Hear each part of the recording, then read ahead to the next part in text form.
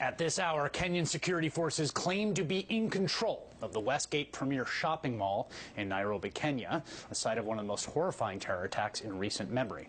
The Kenyan Interior Ministry saying our forces are combing the mall floor by floor, looking for anyone left behind. We believe all hostages have been released. This hour, the Kenyan government hasn't yet made a full accounting.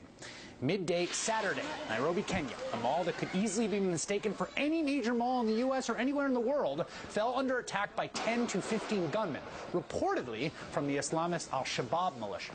One eyewitness was an American who had recently moved to Nairobi from North Carolina.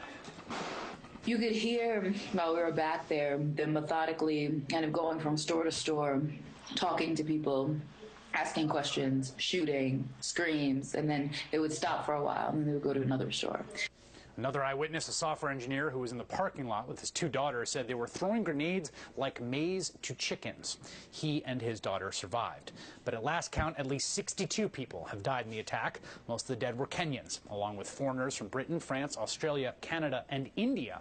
At one point, terrorists started a fire in the mall, which, according to security forces, was meant as a diversion. A reported 175 people were wounded in a siege that entered its third day today. At least 3 assailants have been killed by security forces, with at least 10 suspects arrested. The attackers also took hostages as the standoff proceeded. We have done search of the building, and we can confirm that the hostages, almost all of them have been evacuated. The Kenyan Foreign Minister Amina Mohammed has since told Al Jazeera the mall attack was the work of al-Qaeda, not al-Shabaab. More on that in just a second. Kenyan President Uhuru Kenyatta said that one of his nephews was in the mall and killed in the attack. General Julius Karangi, the chief of the Kenyan Defense Forces, said the terrorists are clearly a multinational collection from all over the world. The FBI is looking into reports that Americans were among the attackers. New York Times photographer Tyler Hicks happened to be nearby the mall when the siege began. He entered the mall along with police officers and captured these stunning images.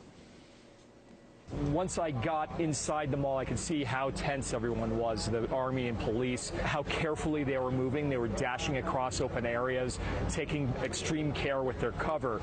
It seemed kind of like anywhere you looked, there would be another body. People were still hiding in shops, and as the police and the army were moving through, they would either discover people or they would sense that help had arrived, and then they would flood out. So you get kind of moments of silence and then other moments of big streams of people who they were trying to get out as quickly as possible. It really seemed like everywhere we went, more people came out of the woodwork, and in one sense it seemed very abandoned. And for example, the music that plays in the shopping mall, the typical kind of music, was still playing on the intercom, and so it was kind of this eerie silence with this music, interrupted occasionally by gunfire. Terrified people were crying, screaming, just running for their lives, really.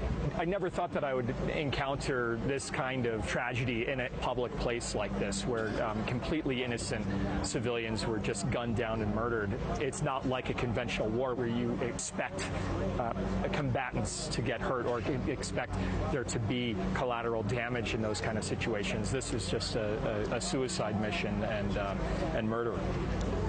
Joining me now is Jeremy Scahill, my colleague at The Nation magazine, where he's national security correspondent. He's also author of the book Dirty Wars, The World's a Battlefield, producer and writer of the film by the same name. And Jeremy, you were in Somalia. There's footage in that film of being on a rooftop with incoming fire from al-Shabaab fighters, basically.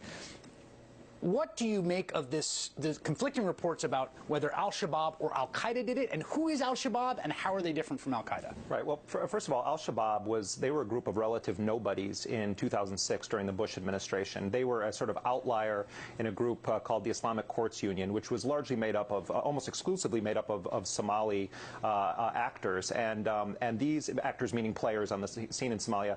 And al-Shabaab was the sort of group among those that sort of had the most allegiance to al-Qaeda or affinity for Osama bin Laden's message, but they had no political sway whatsoever domestically within Somalia. The U.S. partnered with the Ethiopian military in 2006, 2007, and staged an invasion of Somalia. And they dismantled this government of the Islamic Courts Union, which was the only government that brought stability in Somalia since the Black Hawk Down episode and the fall of Siad Barre's regime. So what ended up happening as a result of that is that the Shabaab became the vanguard of what was viewed as a movement to fight off a crusading force backed by the United States. And so Shabaab started to get street credibility within Somalia because they were the only ones fighting.